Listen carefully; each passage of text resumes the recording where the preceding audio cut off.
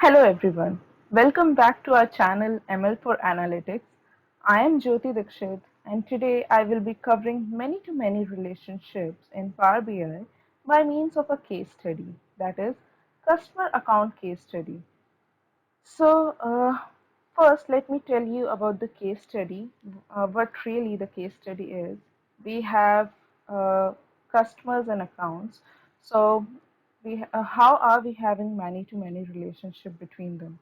So, one customer can have more than one account under his name. So, one customer can handle more than one account. So, like one of the accounts may be the salary account, the other account may be a savings account, a joint account between the customer and maybe another customer like his wife or his father or his or her sibling. So one customer can handle multiple accounts.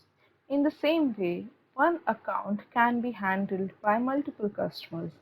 So, again, a joint account is a good example of this. So a joint account can be operated by more than one person, more than one customer.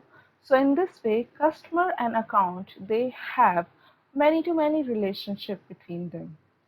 So, in this case study, we will be actually learning how to distribute or split or slice the sum of accounts by the person names and how we will be using, like we will be leveraging the many to many phenomenon, many to many relationship between these two tables, and how we will be leveraging the use of a bridge table or a factless fact table in order to achieve a slicing that you can see in this particular table over here.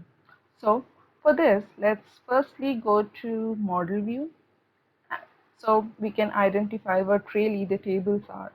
And we can see that we have four tables in total. So first table is the customer. Customer is having two columns. One of the columns is customer ID and the second column is the name of that customer. The name of the customer corresponding to that customer ID. Then we have account table over here, which has account ID over here. So as you can see, and then we have third column, third table, that is customer account table, and it is having two columns. One is account ID and the other one is customer ID.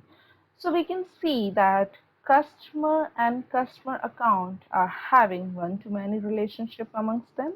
So customer table is on the one side of the relationship and customer account is on the many side of the relationship.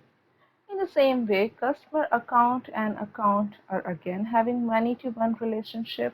So again, customer account is on the many side and account is on the one side of the relationship. So over here we have broken down the many to many relationship between customer and account by means of a bridge over here. This customer account table is usually called as bridge or factless fact table.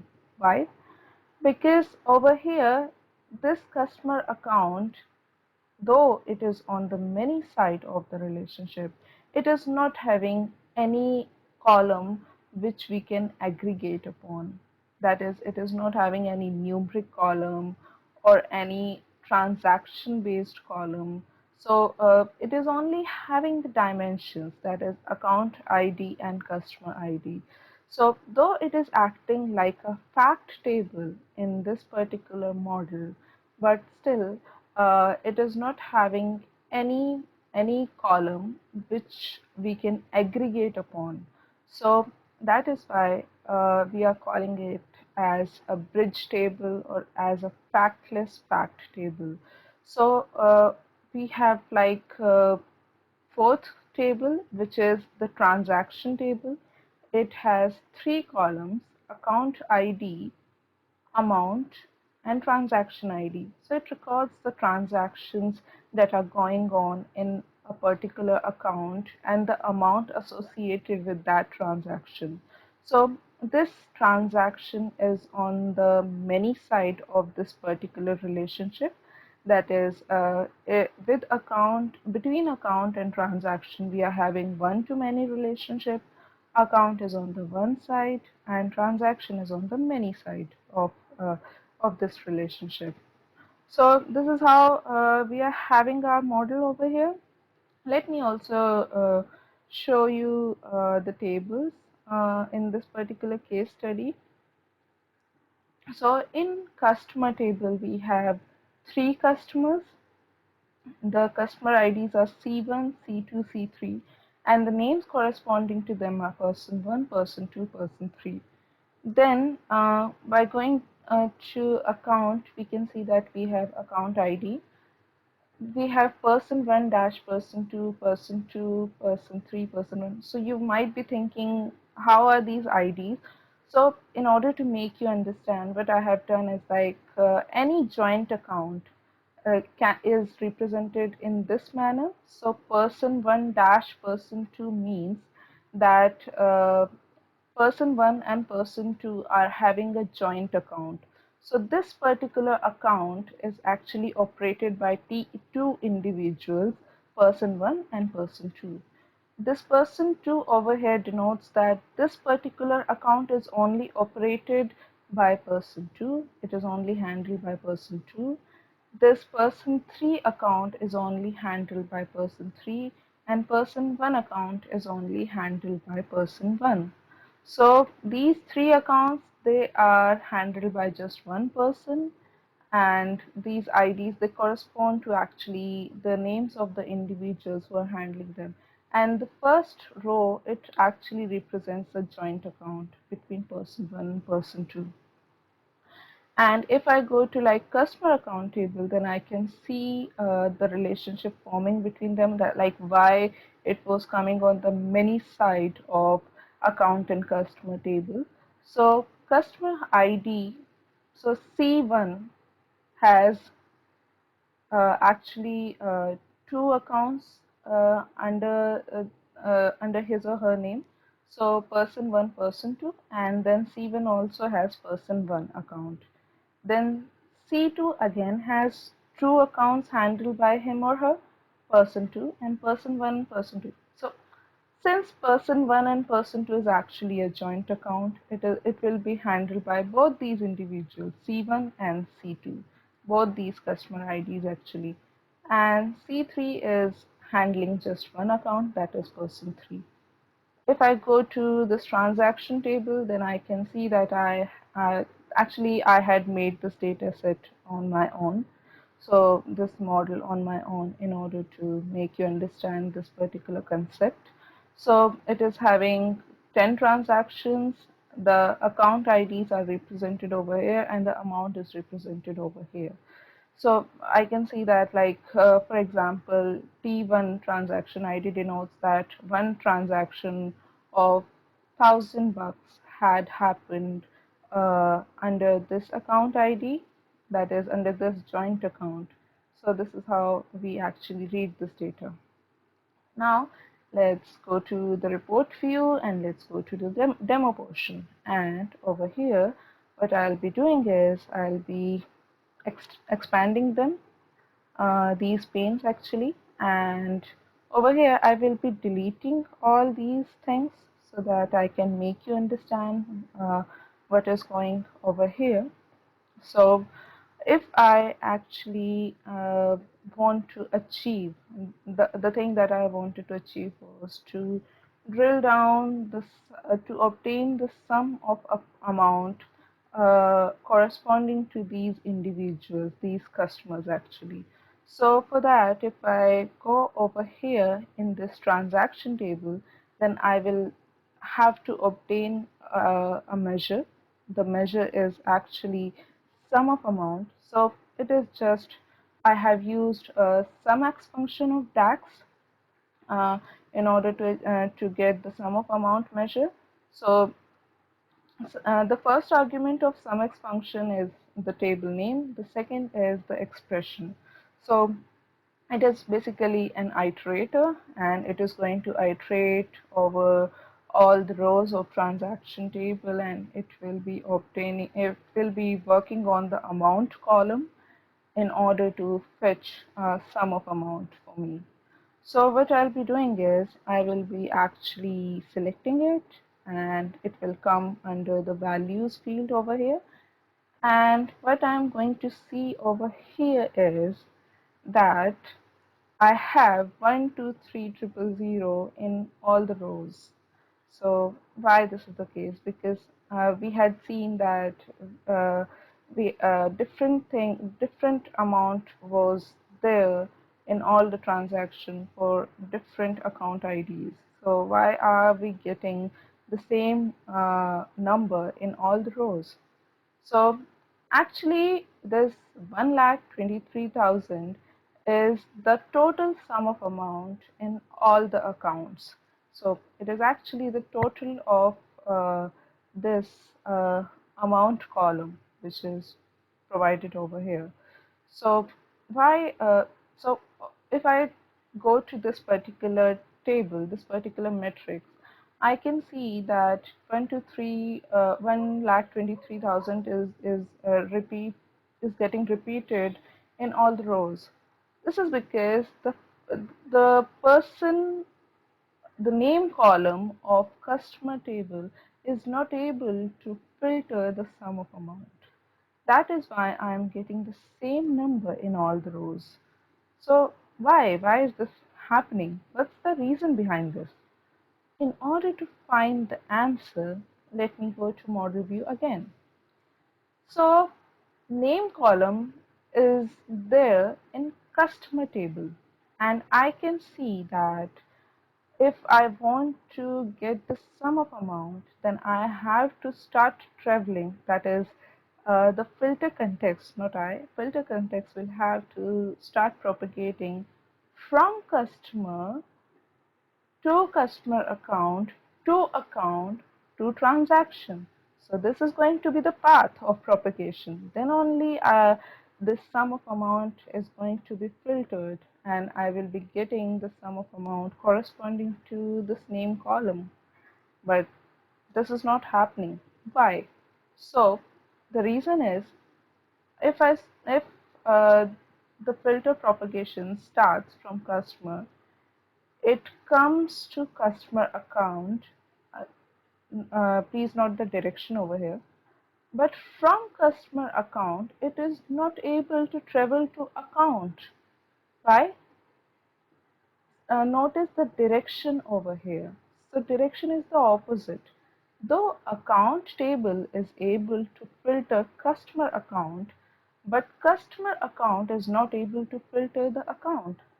Though the path of propagation, filter propagation can be from account to customer account, but it is currently not from customer account to account because of the direction.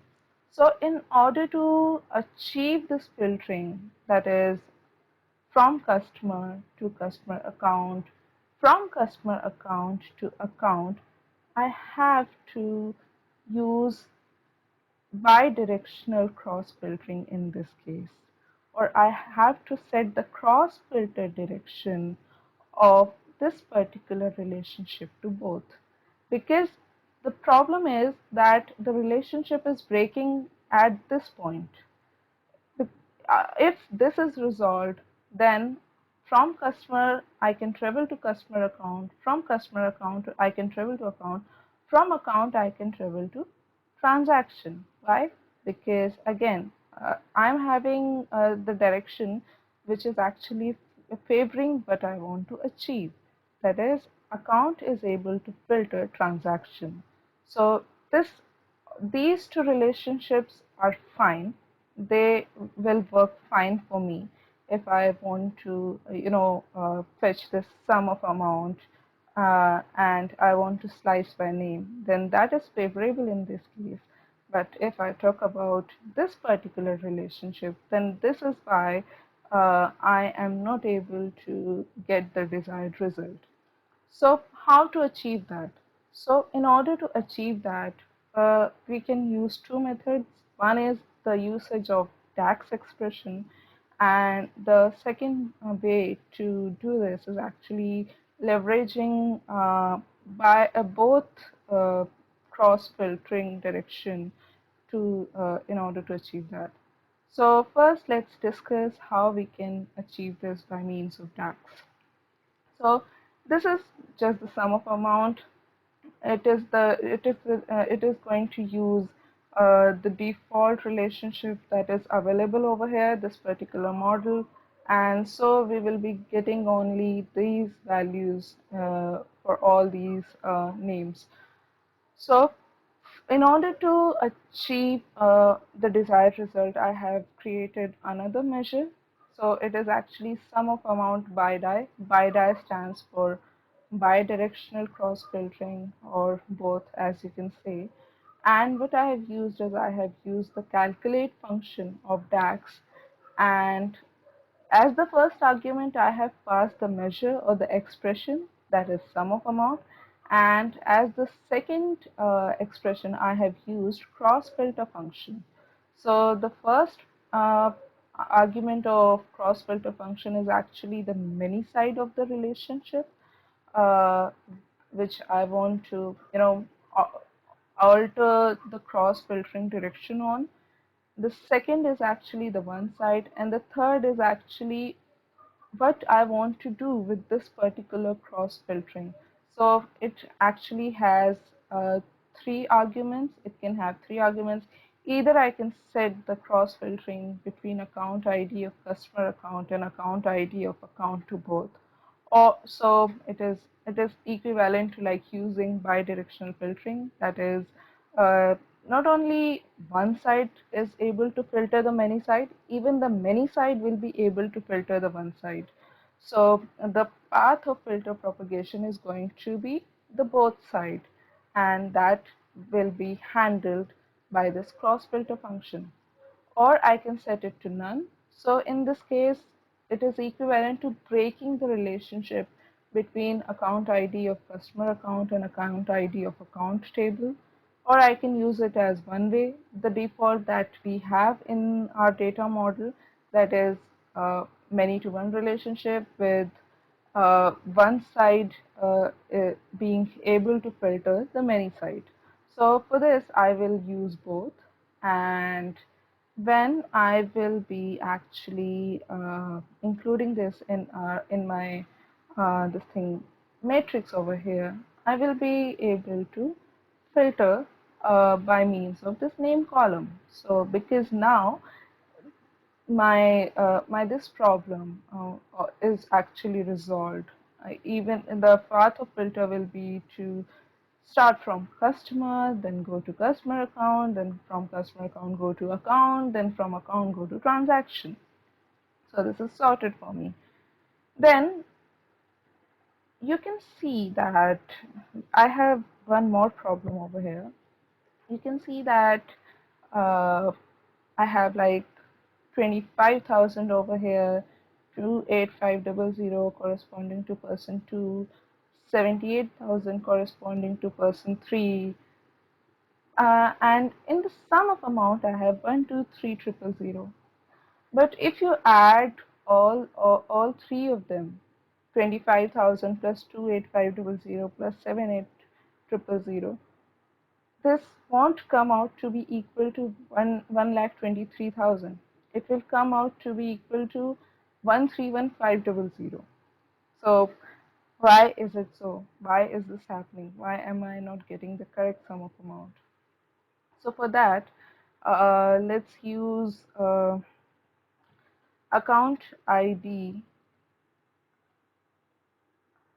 column of uh, the customer account table, and let's actually drill down. And if you closely look over here, forget the sum of amount for now. Just focus on sum of amount by die in this case. So I'll actually remove this in order to make you understand.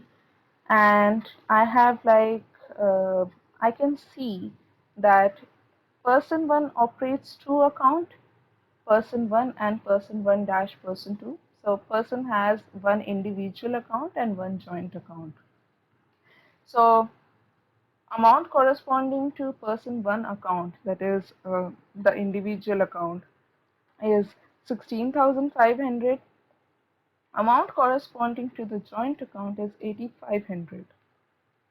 If I go for person 2, I can see that this person 2 is also handling two accounts over here. Person 1, person 2, that is 8500, and person 2 account.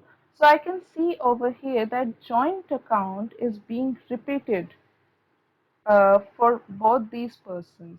So this calculation, so this amount corresponding to person 1, person 2, this joint account is actually added twice, uh, so under person one and as well as person two also. So that is why if I like go and I actually add 8500 over here in 1,23,000. So if I do 1,23,000 plus 8,500, then I am going to get this result. So that is why actually I am getting these figures over here, because the joint account, the account which is common to person one and person two, it is being calculated twice in this sum of amount. But if I look at the total over here, then this is not so. So it is actually taking just the total of this amount column, which is going to be the correct figure. So 1,23,000. So I will include this for now, and I'll remove account ID again. Now, what I have done till now is I have shown you how you guys can handle uh, this cross filtering problem, this by achieving bidirectional by means of DAX expression. We have handled this by means of DAX. So one way is done. Now we will be covering the second way of doing this. So in order to achieve that, we will go to model view, and we will double click on this particular relationship, and we will set the cross filter direction to both over here, and we will click on OK. So if I go over here, then so this particular thing is sorted. So you can see over here, so like applying bidirectional filtering to model itself over here and handling bidirectional cross filtering in measure, both are actually producing the same result. So guys, one thing to be noted in this case is that it is recommended that we should avoid bidirectional cross filtering as much as possible in the model itself. We should not apply bidirectional cross filtering in the model itself. Uh, we have we should handle bidirectional cross filtering in measure by means of DAX expressions, so that we have full control over it. So like we have done in sum of amount bidi.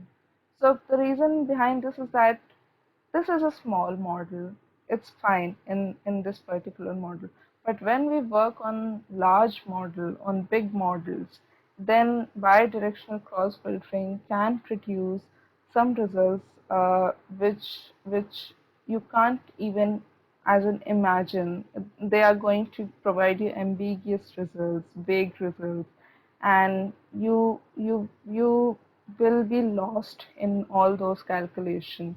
So if you have handled this particular thing inside a measure, then you will be having full control over all the calculations, and you will be having the model view in your mind, and you will be knowing how you have applied what. So, but if you apply this directly to the data model, then the filter context is going to pass through those relationships, those bidirectional relationships from many side to one side and whatnot, and it's actually going to apply that to across the model, and you are going to get really big results.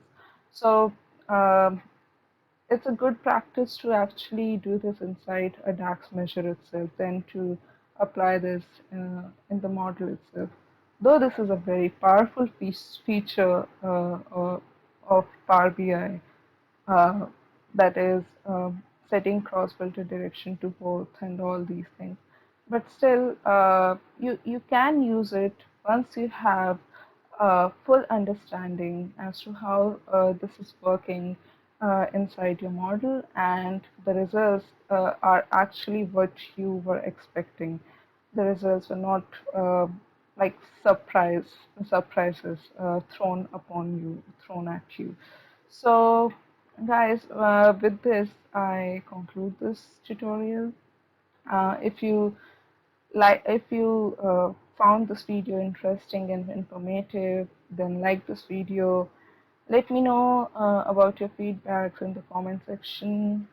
Share this video and subscribe to this channel. So, thank you and stay tuned. Bye bye.